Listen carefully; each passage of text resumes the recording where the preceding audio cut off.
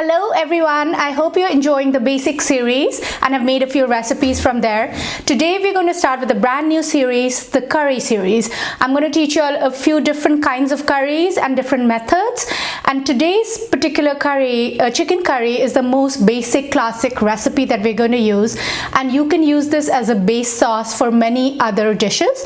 So it doesn't have to be chicken, and you're going to see variations on the same dish several times. So let's jump right in. So for this recipe, the classic chicken curry recipe, we're going to use chicken thighs, boneless, skinless chicken thighs, around 2 pounds.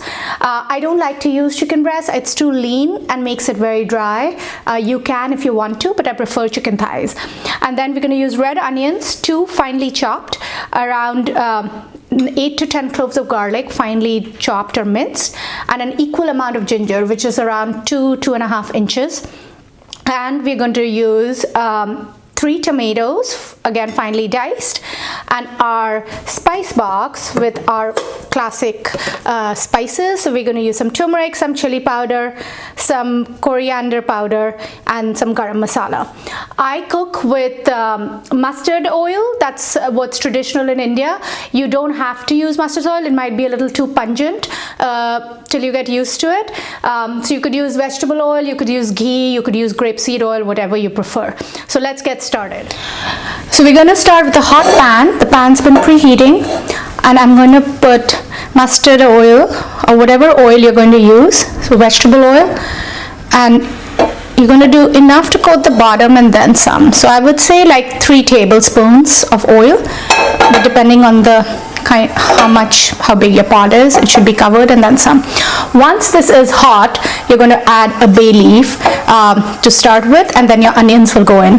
So I have finely diced everything. You could also just blend it, and that will work too. I feel like that takes more oil, but you could totally do that. So we're waiting for the oil to get hot, and then we're going to add the rest of the ingredients. So in this particular recipe, I'm using only powdered spices, no whole spices, and that's why I said it's the most basic recipe, it's the simplest recipe, and you are going to, once you get familiar with this recipe, you're going to be able to understand a lot of other Indian recipes. So now the oil is hot, and I'm adding my bay leaf. I'm going to stir it so that it doesn't burn. If you burn it, you'll have to restart, and that's with all spices. If they burn forever. And I'm on medium-high heat right now. And in another like 15-20 seconds we'll add the onions. I'm using red onions, which is what's preferred, but you could use yellow or white onions, and that would work too. But if you're going to the store specifically to buy ingredients for an Indian meal, I would prefer red. So now the oil is hot, and I'm going to go super low.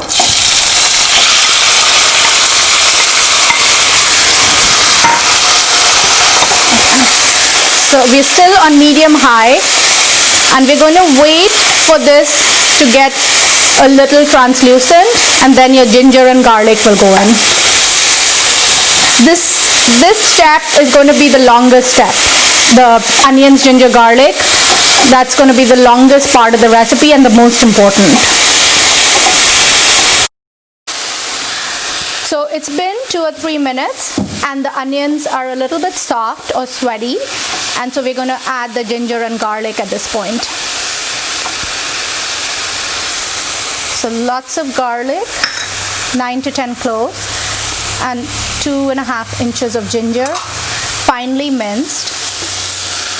I'm going to saute this. So now this, we're going to wait for it to brown before we add spices to this. So that's going to take some time. So it's been 7 or 8 minutes, and if you look at it, it's beginning to get some color, and it's beginning to stick to the pan a little bit. So I don't want you to go with time, go with a visual that, okay, now you're beginning to see some color, however long it takes you. And you're going to cook this on medium heat, not on very high heat, because you'll get the color but you won't get the flavor. So you want it to be on medium heat and get some color on it before you add the spices. So now that it has some color, I'm going to add half a teaspoon of turmeric, coriander powder, 1 tablespoon,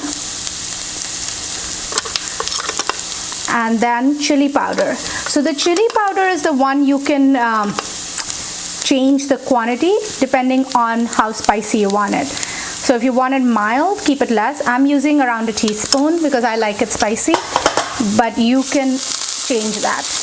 And so now I'm going to mix this. So it's important that the spices cook as well. So we're going to stir this in, and I'm going to add some salt as well. So a generous amount of sea salt. And now I'm going to wait for almost like a caramelly color. So I'm going to wait for it to caramelize before I add the next ingredients. So this is going to take another couple of minutes. So see you in a few. Okay, it's been around 8 minutes and this is what it's looking like. So if you look at the bottom, it's beginning to burn a little bit and stick, and that's all good. And the color has changed and it's become a nice brown, which is what we're looking for. And typically if you use a good amount of oil, you'll see the oil separating. We didn't use too much oil, so there's no oil separation. But when your oil separates means your onions are done. And so now we are going to add tomatoes.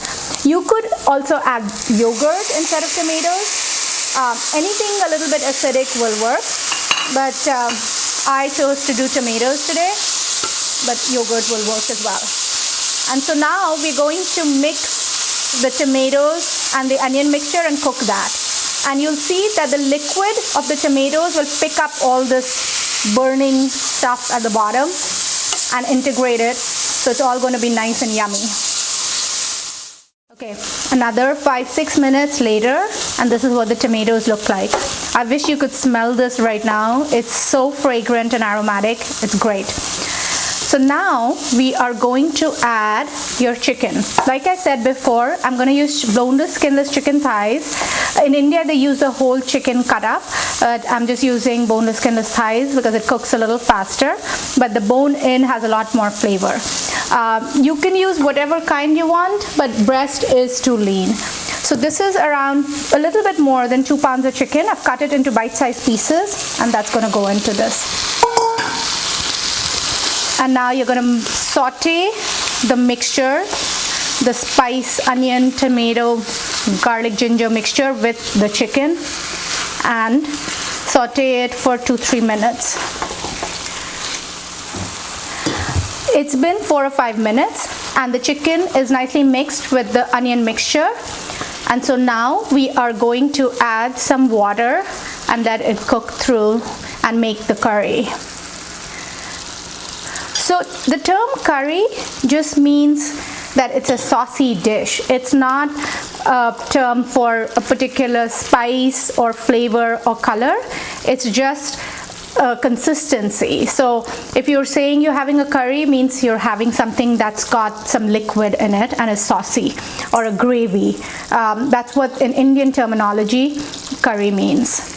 So I'm going to add, I've added around 1.5 cups of water, and I'm going to cover this and let the chicken cook.